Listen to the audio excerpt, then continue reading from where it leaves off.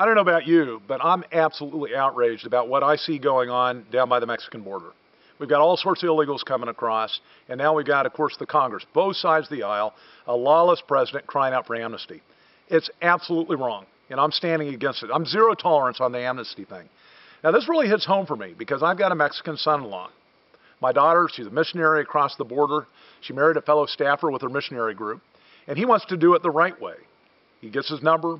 He does the things that he needs to do. He waits his turn.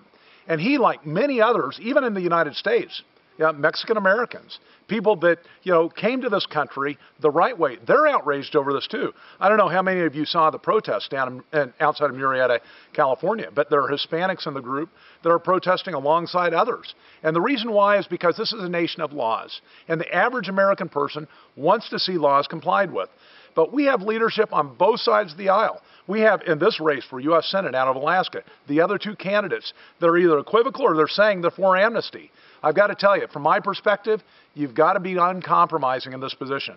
The country's being destroyed by a violation of the rule of law, and amnesty is just one more way in which we're getting torn down. So join with me in our effort to take back America. Citizens for Joe Miller, joeforliberty.com. Thank you. Joe, next question. Do you support any form of amnesty regarding illegal immigrants? Absolutely not. I support strong borders, and I support getting to a path for some of the folks who are here. And let's just talk about amnesty for a second. How many Republicans here support amnesty? I see one hand. Of course, I can't see very well, but it looks like one hand. That's not very many, but you know what? Your leadership supports it.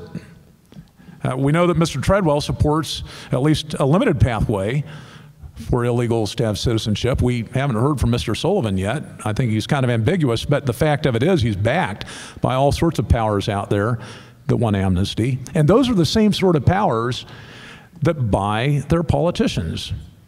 They do. You don't have the type of support from Karl Rove and American Crossroads unless he's going to get the type of person he wants in office.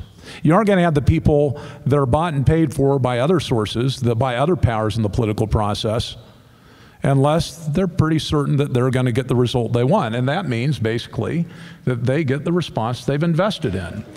Joe, do you support voter ID laws? Absolutely.